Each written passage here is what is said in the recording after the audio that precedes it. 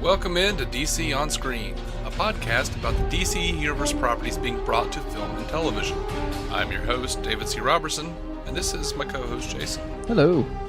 Alright guys, so we might get a little spoilery. I don't know. This is a news episode. This is our weekly news episode. We got a little bit of listener feedback as well. Mm-hmm. So, I don't know. What say we just dive in right here. What do you think, Jace? It's better than sitting on the shore. I prefer the dock of the bay. I prefer a moonlight bay, but since we can't do any of that, we'll do news. All right. So, jumping in right here, there's the PC version of Batman Arkham Knight goes back on sale this week. That's on the 28th. So, woo. The pest control version? Sure, I guess so. Oh, it is less buggy. Yeah. So, Ben Affleck says that he is open to directing a solo Batman movie. So all of this stuff has just been rumor. Right. Affleck is saying it's a very exciting idea. If I could make it work, yeah, obviously that would be like a dream. The trick is, as to any movie, is to make sure that you, if you're going to direct it, that you can make it good. Sounds like a fine rule. Yeah, you've got to have the right idea and the right take on it. Broadly speaking, it's something I'd be open to for sure. It's a very exciting idea. Now, producer Charles Roven said that Affleck is about to start a movie now, and he's also got obligations to be in the Justice League movies. The calendar is a bit tricky. He says, of course, the script obviously has to be worthy of him wanting to direct it, and once that happens, it's still got to fit into the calendar. We're hoping we can make it happen. We're just at the beginning of the question. Yeah, so. I mean, but he's the one writing it with Jeff Johns, so hopefully he'll. I mean, I don't know. I think that was according to him, even that him and Johns have been working on it. I mean, the current best idea is that Affleck and Jeff Johns are banging that out, but I don't know what the current best idea is. Everything just seems like rumor to me. Oh no, it's all flipper hands and bullshit. I'm not even sure Batman v Superman is coming out next year. Right, I'm not sure it exists anymore. It's hanging out with the Loch Ness Monster. No, coming out on Friday, the Total Film magazine is going to be coming out with. This already debuted online. It's going to have Batman, Superman, and Wonder Woman. A new shot from them from Batman v Superman, and they're going to be talking about that movie. They're going to be talking about the how Batman's armor is all CGI in that issue. And Empire magazine for this December 2015 is Empire magazine is going to have Joker on the cover. That's Jared Leto's Joker, and he looks ridiculous, like some sort of tatted up pimp. It's awful. Of course. It looks bad. I have not been excited about a lot of the pictures involving him, but so far he was so much fun in that one little bit we got in the trailer that I haven't actually been as afraid of the pictures at all. Yeah. I mean, he can wear a pimp hat if he wants to, if he keeps being that scary. Actually, this looks like more like a. Do you remember like the quilted long coat that Samuel L. Jackson wore in Unbreakable? Kinda, yeah. This is like a purple version of that, and he's barefoot, and he's got like a cane, like a golden cane. And it's clear he's got more tats on his body. He's got like a big Joker smile like tattooed on his gut. Right. It looks real weird, man. I don't know. I think that's supposed to be kind of like maybe like a crocodile skin jacket. Yeah, maybe. Big old smiley gut Joker. Smiley gut Joker. That'll work. And is he wearing scrubs and sandals? Man, he looks like a really comfortable Joker. Yeah. He does. He does kind of look like a comfortable Joker. He does look menacing though. Like if he was a pimp, I think if he told me that I was under his thumb now and I had to go do things I didn't want to for money, I don't know if I'd have the balls to tell him no. Right. I don't know. I don't know. I just don't know. That's it. That's the only thing. I have no constructive criticism or hope. I don't know what to feel about this. Everything in Batman v Superman is looking so badass, and then everything in Suicide Squad is looking so badass, except for Joker specifically. Right. So I don't know how to feel. But they are so confident about him, man. They have him under wraps. They're really feeling it. Yeah. I mean, the rest of the cast is just. I think some of the people that were actually filming with him still are afraid of Jared Leto. Mm-hmm. As you know, I don't think any of them trust him not to kill a puppy anymore. Yeah, but I don't necessarily take any of that to heart because I've seen too many movies, man. The cast is like, oh yeah, that's the definitive version of Spock. No, I know. No, Zachary Quinto is not. I know. I'm sorry. He's the definitive version of Sylar. That's about it. I love Leonard Nimoy, and even Nimoy's sitting there going, oh yeah, he's a brilliant Spock. I'm like, right. Nope. Yeah. I love you, you dead man. I love you. He was trying to be supportive. He was a good dude. But no, he was. So speaking of things that we can't support. Oh, lovely. Krypton is apparently still in development. This is the prequel series to Man of Steel that David Goyer has going on over at Sci-Fi. Right. Apparently is set to take place 200 years before the destruction of Krypton. And would focus on Superman's grandfather. Are we absolutely sure it's connected to the DCEU officially? Yeah, Goyer says it is a prequel to Man of Steel. I mean, I know he said it was set 200 years before Man of Steel, but that I didn't know if that was a time frame or if he's actually doing the prequel to the entire DCEU. Yeah, I think he is. Well, that's a damn shame. Because he's going to spend most of his money on the budget for that show. I mean, on just the visual effects of having Krypton in the background. Like, you saw the Krypton in that movie. It was expensive. No, he's saying that they're going to use their effects budget wisely. He did talk about that. He's like, clearly with television you have to like pick your moments, but it's not going to be like that. He thinks it's only television you have to pick your moments for. Oh, that explains a lot. Mm-hmm. And he says that let's see, the first 40 pages of Man of Steel was set on Krypton, and he was forced to compress it to 15 minutes, meaning a lot of his ideas were left on the cutting room floor. He says there were a lot of ideas that I wanted to use in the film that didn't ultimately make it into the film. Right. So our buddy Christopher White actually had something to say about that. He says he sent us the link to the story, and he says, "Okay, guys, I need to rant for a second. This is BS. I didn't even know about this. Did you? It really pisses me off that this show, which likely won't be all that interesting unless they focus on the creation of Doomsday, is being developed for TV to tie into the DC cinematic universe. Meanwhile, they have two perfectly great shows they refuse to acknowledge. With respect to Ezra Miller, you can't tell me that that anything they do in the big screen is going to come close to the greatness that has been Flash thus far, proving once again that sometimes less is more." I don't know if I have anything to contribute to that. Me either. That's I mean, the only thing I can answer with any certainty is yes, we did know Krypton was in development. We did know Krypton was in development. I will say that. Short of that, well said. I don't know what else to add. I mean, I will add that if they are doing Crisis on Infinite Earths eventually, if we wind up having Grant Gustin running around with Ezra Miller, sure, hell yes. So I'm just gonna lay that right out there, like maybe, right. DC, Jeff Johns. They'll. I'm betting if they do it though, they'll try to save their money because they're going to spend several $1 billion making these films over the next few years. Yeah. What do you bet they try to save their money and just put out? They'll try to funnel it into one like actual book, like a monthly they can do, where all of the worlds have crossed over. I don't know, man. I don't know about saving the money. Batman v Superman is on track to be the most expensive movie ever made. I know, so they're gonna have to pin some ears back somewhere. Yeah, it's called the Blue Beetle Booster Gold movie. Right. Which at this point, I'm sure you have it in there somewhere, but I do. If I can transition right into Alan Tudyk is in.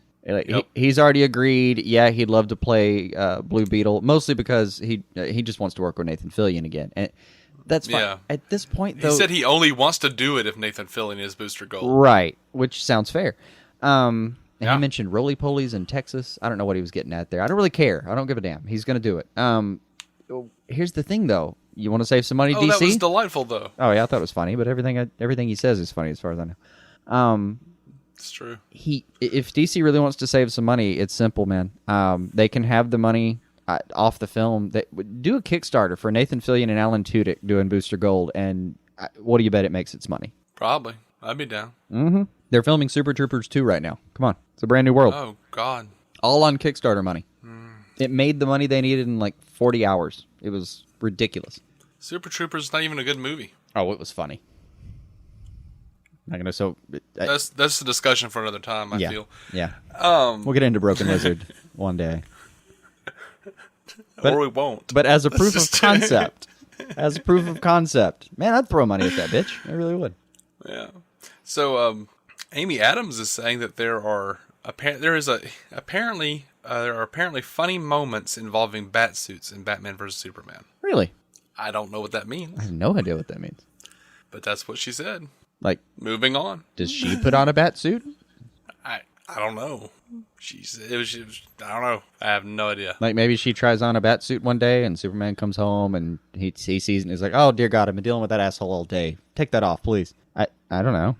Yeah, I don't know. Jason Momoa says that he has been doing Aquaman research with Jeff Johns and looking into the New 52 comics for that research. Gotcha. So I don't think I've read the New 52 Aquaman stuff.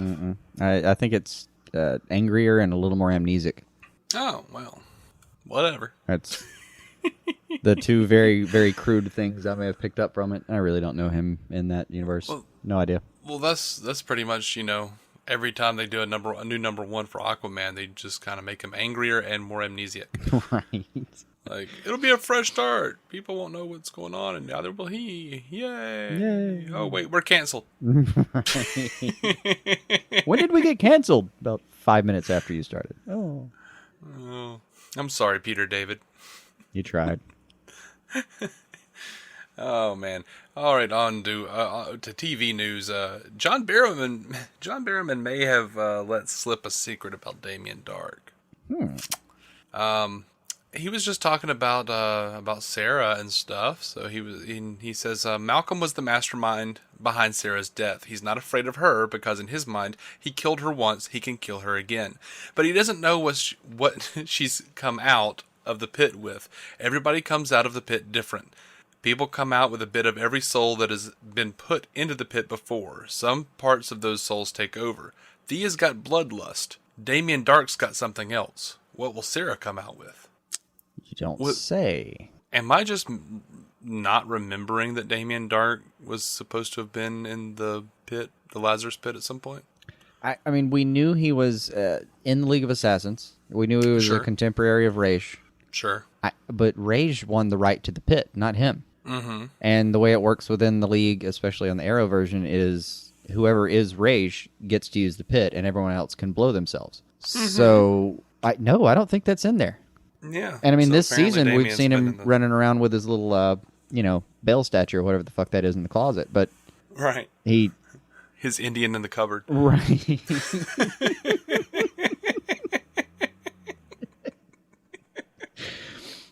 Oh, I wanted one of those when I was a kid.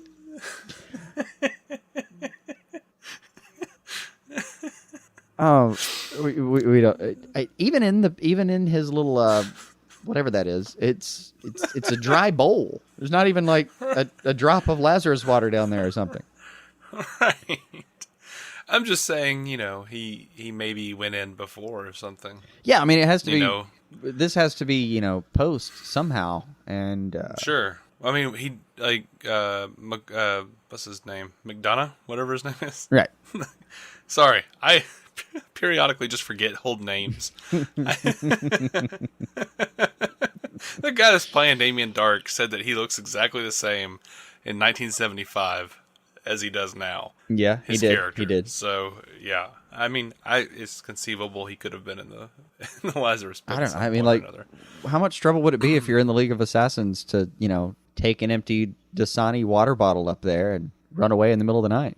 Right. Go grab you a jug of healing water and split, buddy. Yeah, sure. Now, so there's a rumor, and it's not confirmed, but there is a rumor that Yeah. Connor Hawke is going to be showing up on Legends of Tomorrow, filling in for, quote, a missing hero. So they're going to have a different version, apparently, of Green Arrow. Now, here's the weird part. They're saying that apparently they're looking for a black or biracial male to play him, and says he won't be the son of Oliver and Sandra Hawke. Right. Which makes no sense, as Connor Hawke has already been introduced in the universe. Well, has he? Well, has he? Yeah. Did they say he was Connor? Yeah, Sandra Hawke showed up, and then Moira paid her off, and then she had the baby. She lied to Oliver and told her that she didn't have the baby, that she miscarried or whatever. Yeah, but and then when Oliver runs into her in Central City in CC Jitters, she sees him or whatever briefly, and then walks over and then calls Connor and tells Connor that she'll be home soon. Oh, that's right. So we've already named him and everything. Okay, I have no idea. Yeah, see, I thought it was the other way around. around. I thought it was they were looking for the cast call said African American or biracial male, I think was the phrasing on it. But I think that was before we figured out that they were trying to cast Connor Hawke. Yeah, I don't know. It's kind of anyway. Somehow there's a rogue dude out there who feels like he has a right/responsibility to the Arrow costume. But that's starting to spill straight from rumor into confirmed real quick. Yeah. But yeah, they're saying it's not Oliver and Sandra's son, so I don't know. I'm confused. Whatever.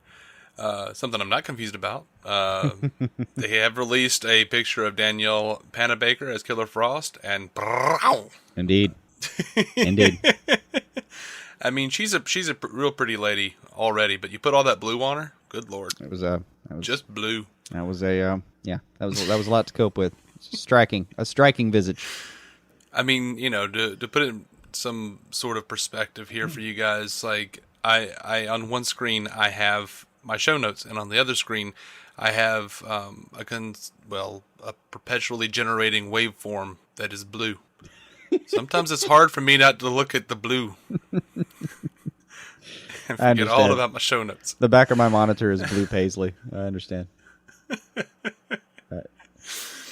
There's something weird, and I didn't realize this. Maybe I'm just oblivious, and I'm not one to keep up with this sort of thing. But did you realize that Colton Haynes and Emily Bett Rickards are dating in real life? Really? Yeah, apparently for a while now. Did not. That is really weird. But yeah, they dressed up for Halloween.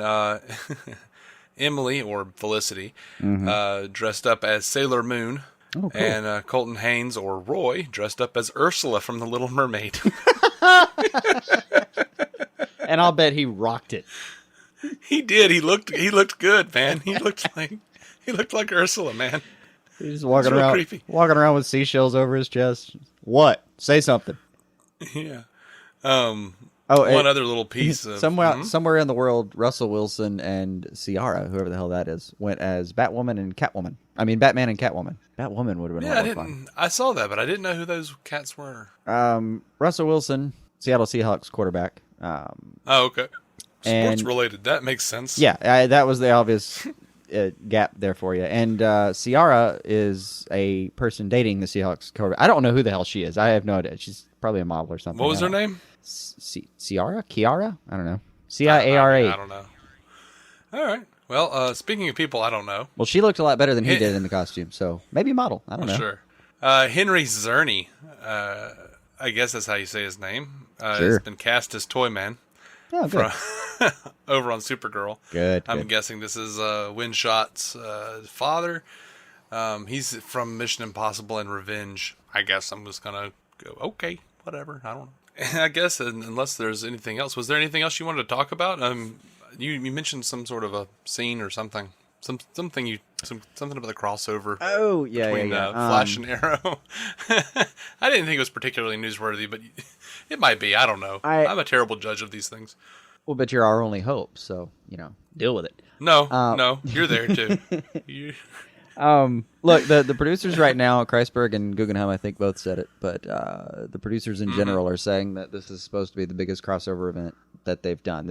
They call it the pinnacle of what they've achieved so far, which sounds exciting as it is, but it's not really, we kind of know they're a TV show with crossovers. You're supposed to be upping the ante every time. Like, congratulations, you're doing your job.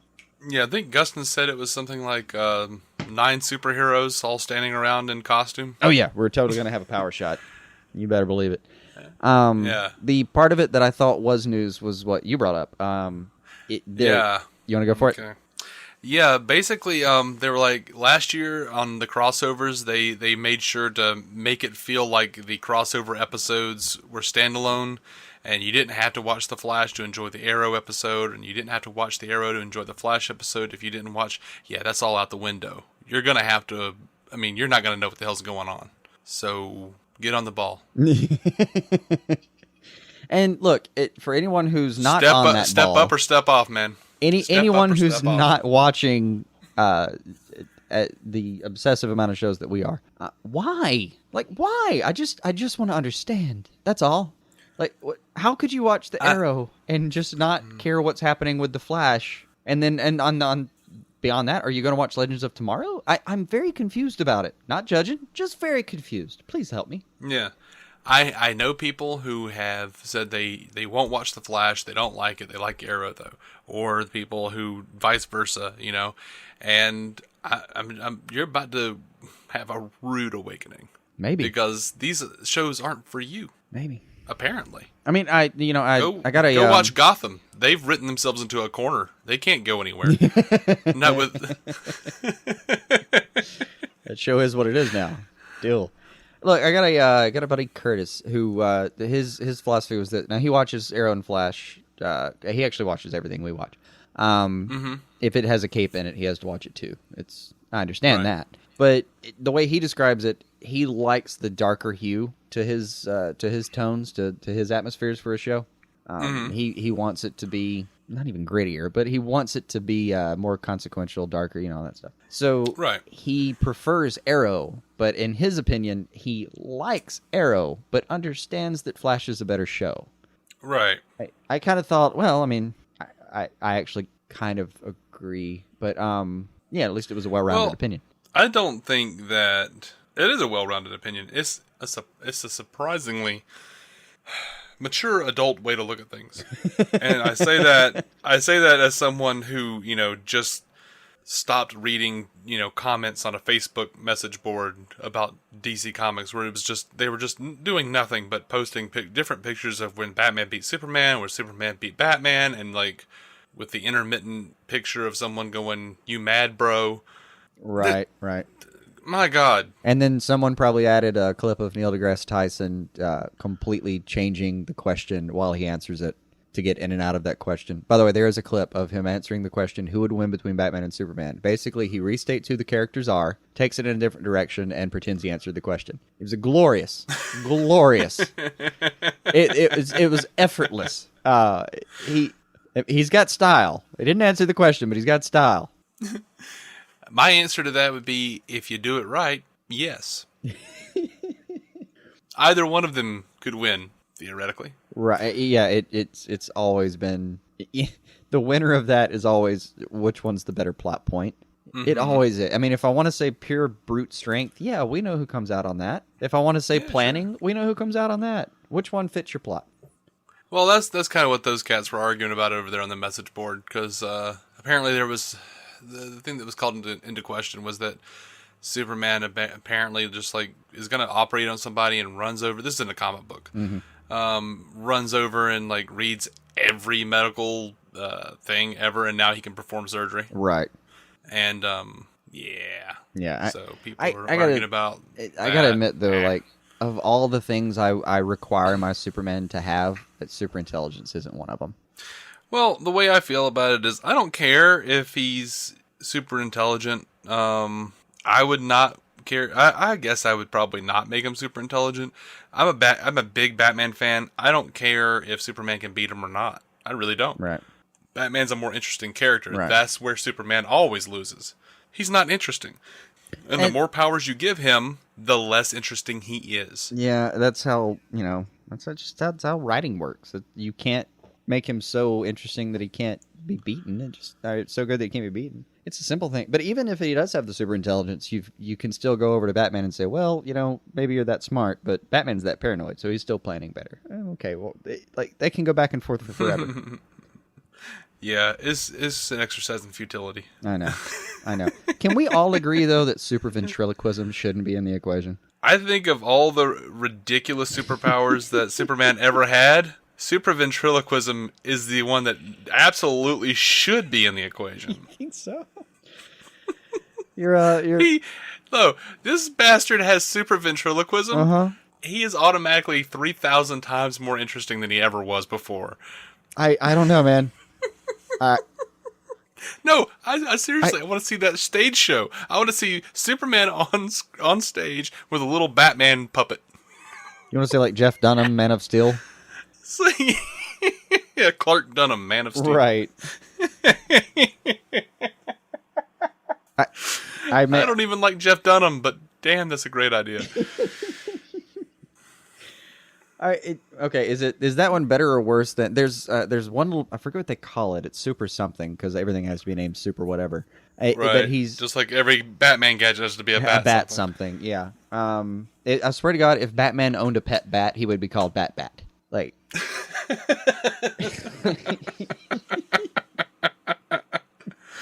Like if he was playing baseball, what are you going to hit that with? My bat. It's just called a bat, Bruce. It's just called a bat. It's called a bat now because I'm holding. I'm going to hit my bat ball with I'm going to hit my bat ball with my bat. Right. You just try to catch it. Then with I'm your going to run Then I'm going to run the bat bases. Right. I'm going to run the bat bases for a bat home run and flick off the bat pyre on the way back. Right. There is a power. I forget what it's called. Does he refer to Alfred as his Batman servant? That would be awesome. I kind of wish you did. Right. Gentleman's gentleman. Gentleman's gentleman. A battler. Please. Battler. Nice. Okay. Whatever this little power is. He's not married. He's not married? Does he refer to Wayne Manor as his bachelor pad?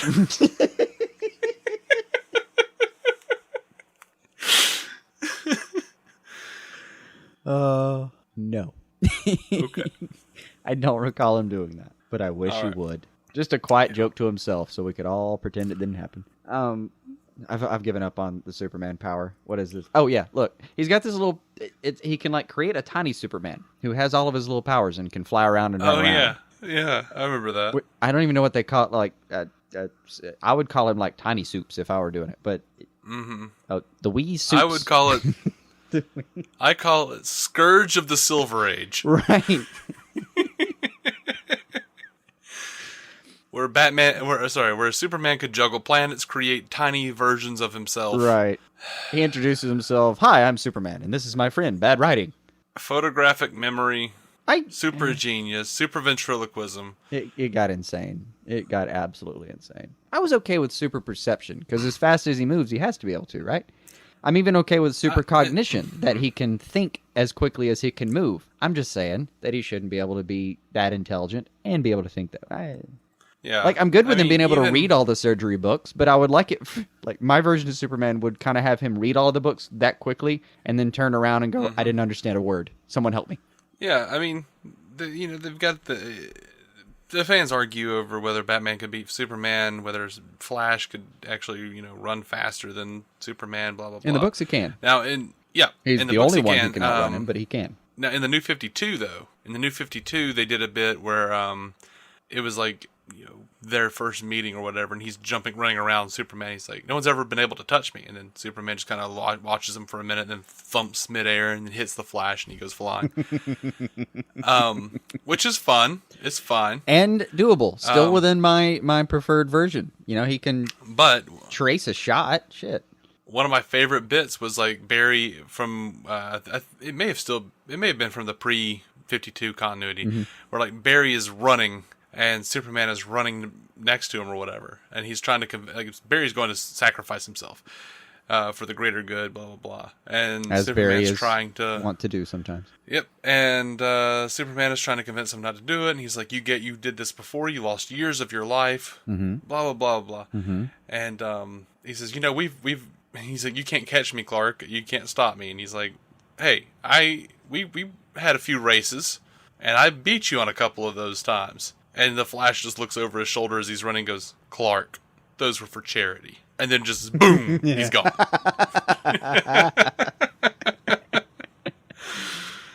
Oh, that's pretty good. Yeah. Yeah, I like it. So yeah, I don't know why we're still talking about all this. But I don't know. We just rambled off. We had done the news.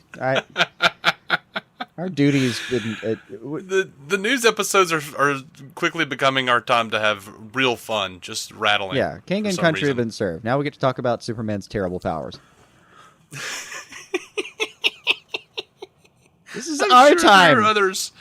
I'm sure there are other terrible Superman powers I just can't think of. Oh, there are whole lists, and they're all pretty great. But if we can attribute one beautiful, beautiful thing, I mean, and there are many things we can attribute to John Byrne.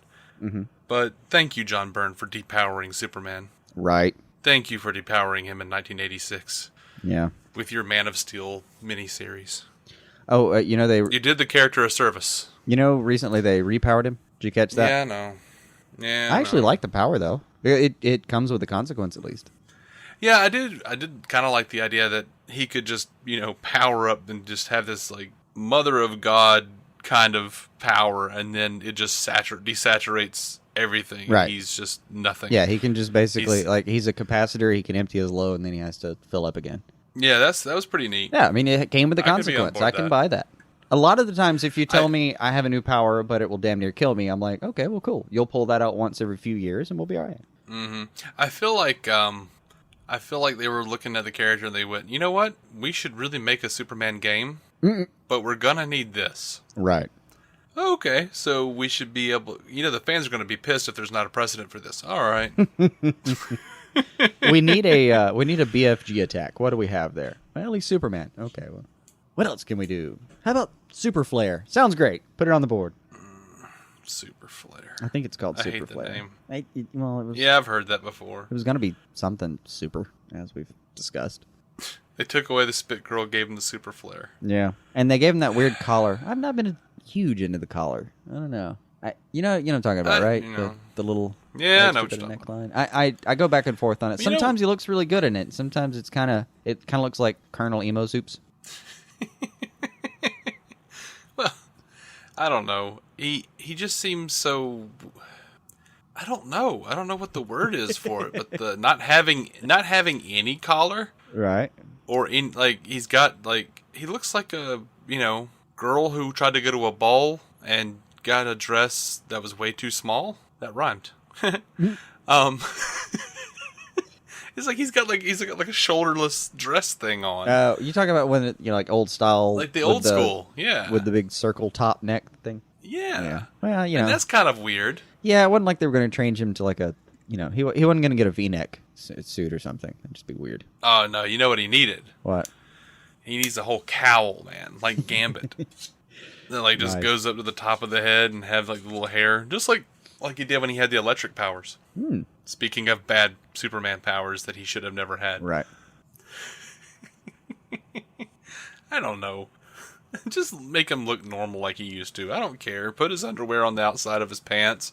Well, that's the thing. The underwear were on the right side of the shorts now, and I was willing to take that collar if that's what that meant. Yeah, but I was happy with that. You know what's weird is but it really did. It ruins it though for like little boys without a lot of money who want to pretend to be Superman. Because when I was a kid, a cheap version of the Superman suit was just you get an extra pair of underwear, throw them over the top, and be like, "I'm away." Grab the sheet off the bed. I'm ready to go.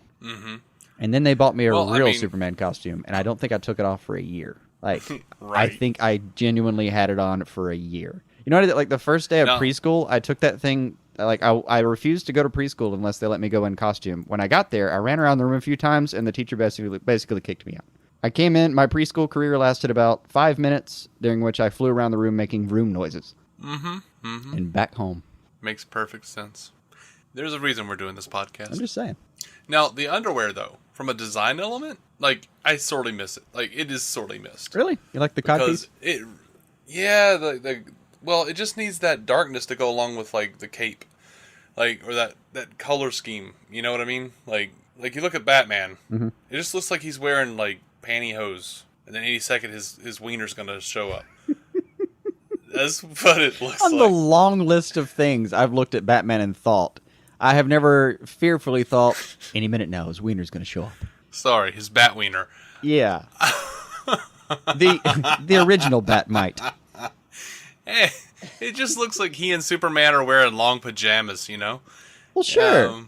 Honest to God, though, if I was Superman, I really would wear long pajamas, man. That's like you would never get me into a real outfit. Well, see, I think, what they need to do is have the underwear there, but it's not really underwear. Like, it's just like a darker color to go along with, because in a design sense, it just throws it off. Like, you have the black cape, the black hood, the black gloves, the black symbol, the black boots. You need something in the middle, the black underwear. The black underwear aren't there anymore. Throws it off, design-wise. Same thing with Superman and his red shorts. I don't know, man. Maybe I'm just a stickler. Or maybe they could do something that doesn't look like underwear, like something that goes down the leg or something. That's the problem, is it's the shape of briefs. I mean, it's the shape of whitey tighties. I know. And it's hard not to think of whitey tighties. I know. You know. It's a hard knocks life, man. Maybe a bat kilt? Bat kilt? Bat kilt? Super kilt? No, actually what I've been thinking, and maybe I'll draw it up and put it up on the in the show notes. There you go. You've been forewarned. Yeah, but you remember how like Rogue had the green and yellow outfit in the X-Men back in the day, and it would just like come down on her torso, and then like on her legs it would like come on in the inner thigh, and then sort of dip down. I don't remember that much detail. So it was just like a two-toned leg. Well, I was just thinking like they could do that with like, so it was like a big Batman. It's a bat symbol that like kind of like stretches down into like sort of a V pattern and then goes beyond the belt and tapers off on the inner thigh. That way you could have that equilibrium of tone and color, and it wouldn't look like a bat wiener was about to pop out. Maybe not, but it might also look like a bat swimsuit. Doesn't it already? I mean, the closest that they can get to it is actually doing the armored look from like the Arkham Knight and stuff. Yeah. I don't know, man. I looking at Batman every time I've ever seen a good drawing of him, there's such visceral fear. You're not really worried about what his wiener's up to. I think if a man came out of the shadows in a dark alley and started grabbing at me, it might be foremost to your mind. I think the first thing I'd be wondering is what his bat wiener was up to. Like, I've never been reading or watching Batman and thought, I wonder if he has a semi right now. Like, never fucking happened, man. I mean, it's never. This is the longest I've ever thought about Batman's junk right now. Just like if there was a guy named the Flash running around, I'd be worried about what his little lightning bolt was going to be up to. Right. Just like, he's literally called the Flash.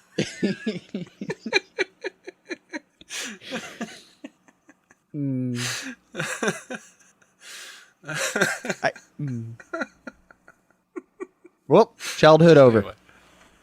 Yep.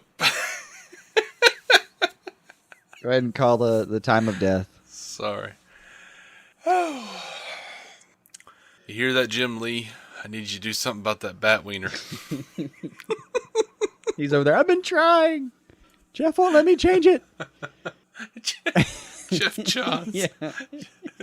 Jeff Johns likes the bat wiener. Yeah. Jeff Johns is getting the same email. I don't know. Dan told me I couldn't change it. Dan's over here. Jeff said. Right. They're all pointing the finger. Right. Big wiener conspiracy.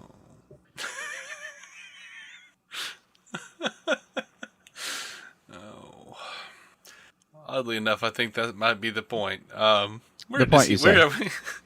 We are DC on screen. I believe this conversation has come to ahead. There are several sharks behind us, man. A team, a swarm, whatever sharks come in, plurally, they're behind us, and they have been thoroughly jumped.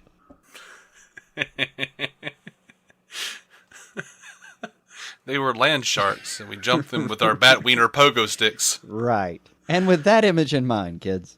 That's right. I want you to all remember throughout the week, and for as long as you may, bat wiener pogo sticks. Right. On sale this Christmas.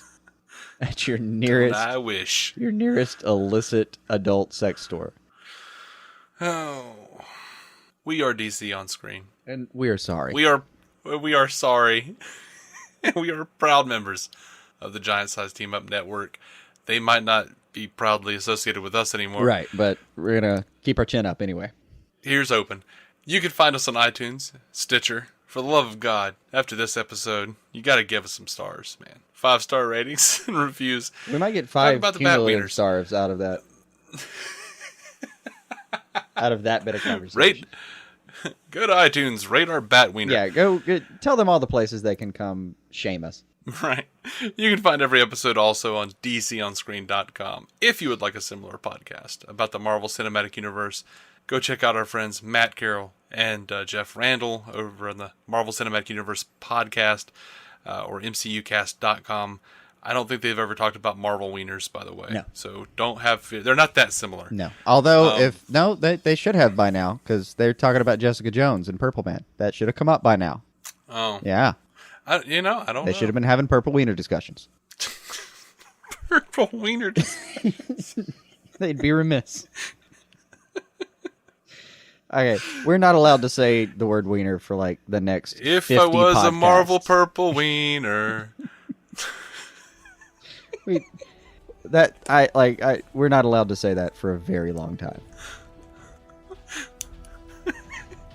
And should just never use the phrase bat wiener ever again. All right. Until next. Can you get it together? You want me to do this for you real quick? Yeah, you do it. While Dave laughs and the music plays. Until next week, keep some DC on your screen.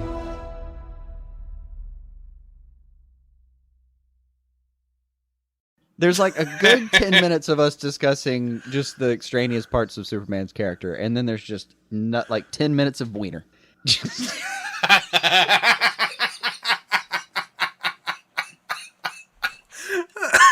That's the name of the episode. For God's sake. 10 minutes of bat wiener. No, there are gonna be some very disappointed people out there if you put that episode title on.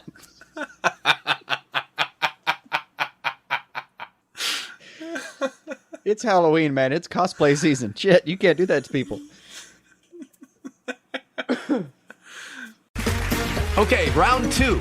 Name something that's not boring. A laundry? Ooh, a book club. Computer solitaire, huh? Sorry, we were looking for Chumba Casino. That's right. ChumbaCasino.com has over 100 casino-style games. Join today and play for free for your chance to redeem some serious prizes. ChumbaCasino.com. No purchase necessary. Void where prohibited by law. 18+ terms and conditions apply. See website for details.